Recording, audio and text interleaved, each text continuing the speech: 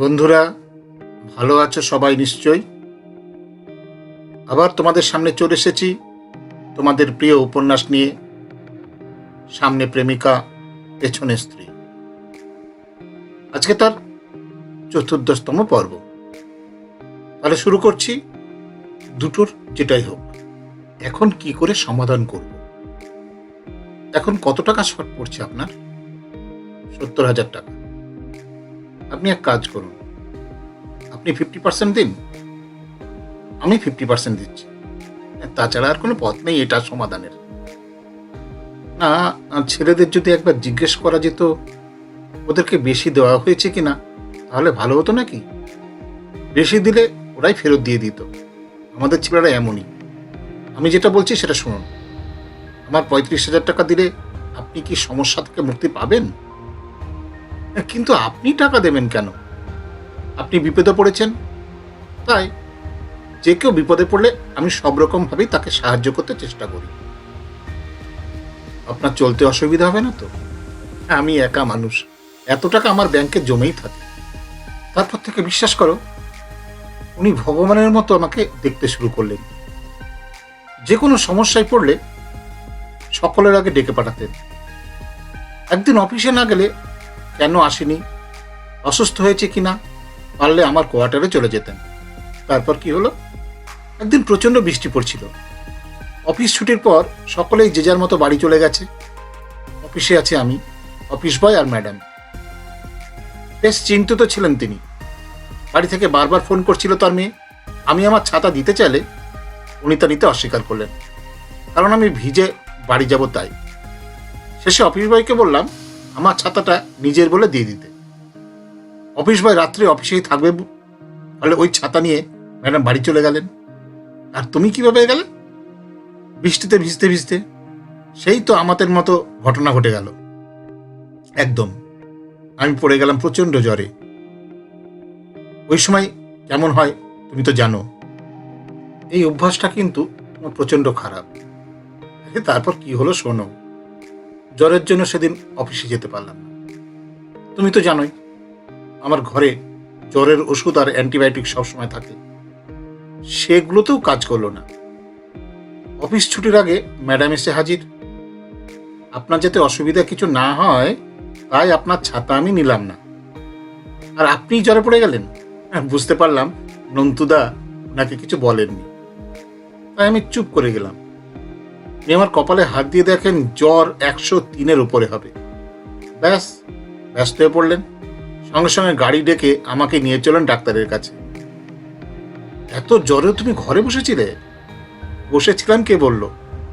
তোমাকে বেশ কয়েকদিনের জন্য মন থেকে দূরে রেখে দিয়েছিলাম। আবার তুমি ফিরে এলে মনের মধ্যে। তোমার সেই সেবা আমাকে নতুন করে জ্বালাতন শুরু করলো।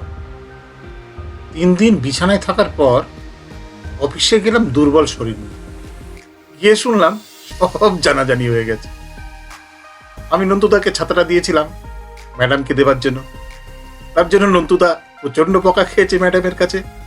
যদিও এর জন্য ম্যাডাম আমাকে বকাবকি করেননি, বরং দুষ্টুমির হাসি দিয়ে আমার মনটা ভরিয়ে দিয়েছে। সত্যি উপন্যাস লেখার মতো ঘটনা তোমার। তারপর কি হলো, একদিন ম্যাডাম নিজেই গল্প প্রসঙ্গে বিয়ের কথা তুললেন। আমিও নিজের মতো করে আমাদের সমস্ত ঘটনা খুলে বললাম ওনাকে। উনিও ধিক্কার দিলেন ওনাদের সমাজকে। কিন্তু ওনার একটা কথা আমার চোখ খুলে দিল। কি কথা? এই যে আমরা এত পরিশ্রম করছি, এত টাকা ইনকাম করছি, সেগুলো কেন করছি? একা এনজয় করার জন্য তো নয়। নিজের লোকেদের সাথে যদি এনজয়টা শেয়ার করি, আরো বেশি আনন্দ পাবো। তোমার ভালোবাসার মানুষটা যখন তোমার কাছে থাকতো কেমন লাগতো? ভালো লাগতো। ঠিক তেমনই তোমার স্ত্রী, তোমার সন্তান যখন তোমার আশেপাশে থাকবে, দেখবে তুমি সব ভুলে গেছো। প্রেম ভালোবাসা স্বাভাবিক বলে মেনে নিতে হবে। অনেকটা অ্যাক্সিডেন্টের মতো ঘটবে, তার মধ্যে নিজেদেরকেও বাঁচিয়েও চলতে হবে। তুমি খোঁজ নিয়ে দেখো, তোমার ভালোবাসার মানুষটা তার স্বামীর সাথে হয়তো সুখেই সংসার করছে,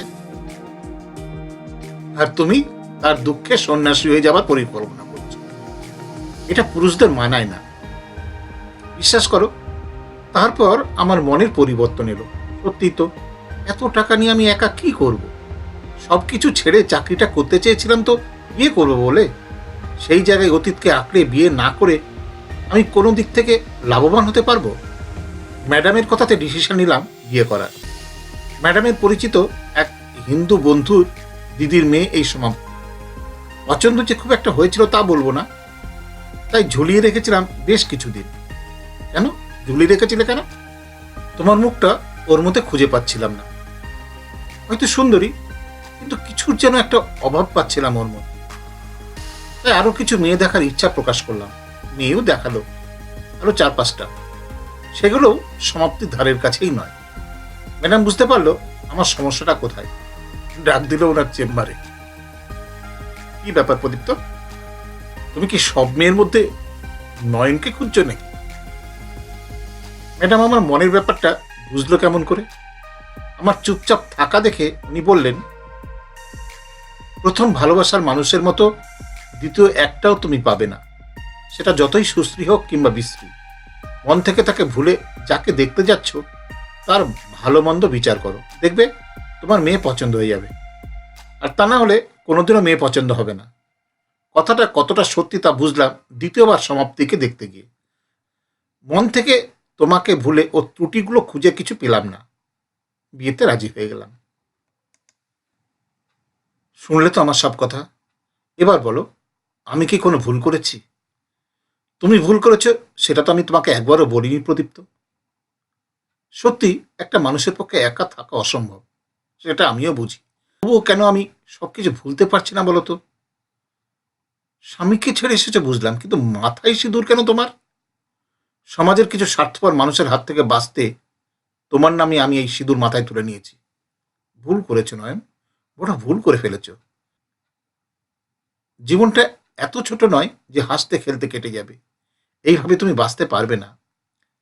দেখতে দেখতে 30টা বছর তো কাটিয়েই দিলাম, আর 30টা বছর না হয় এইভাবেই কাটিয়ে দেব। শেষের ওই 30টা বছর যে খুব ভয়ঙ্কর নয়ন। পাশে একটা সঙ্গী না থাকলে তোমার একার পক্ষে বেঁচে থাকা খুব মুশকিল হবে।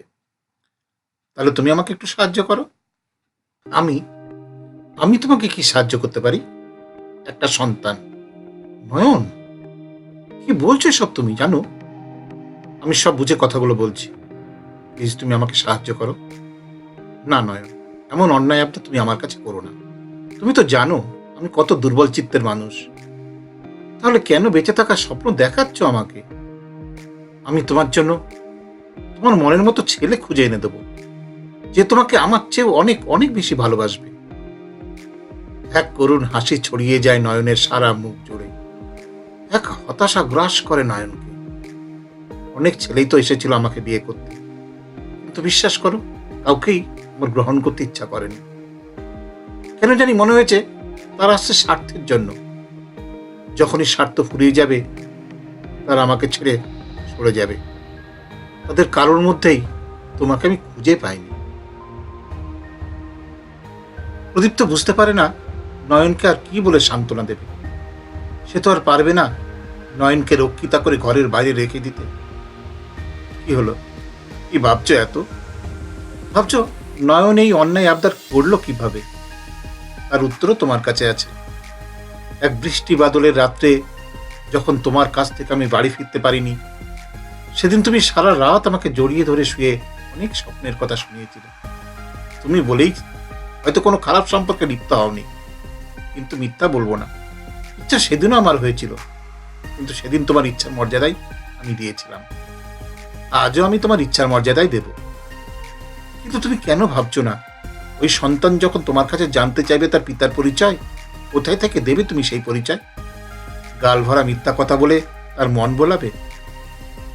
বেশ কিছুক্ষণ চুপচাপ নয়ন। সত্যি তো প্রদীপ্ত তো একেবারে মিথ্যা বলছে না। সন্তানেরও তো সত্যি অধিকার আছে তার পিতাকে সেটা জানার। সেক্ষেত্রে মিথ্যা ছাড়া তাকে বোঝানোর কোনো ভাষাই তো থাকবে না। বিয়ে ছাড়া তুমিই বলো আমি আমার একাকিত্ব কিভাবে দূর করব? আবার এক কঠিন প্রশ্নের তীর ছুটে আসে প্রদীপ্তর দিকে। কি উত্তর আছে এখন প্রদীপ্তর কাছে বুঝতে পারে না। চুপচাপ বসে থাকে বেশ কিছুক্ষণ। 1 মাস ধরে যে ভাবনাগুলো সে বয়ে বেড়াচ্ছিল তার উত্তর হাতের কাছে পেয়েও সে যেন এখন অসহায় বোধ করতে শুরু করে। ভয় নেই, কোনো কিছুতেই তোমাকে আমি জোর করব না। জোর করার সেই অধিকার আমার নেই।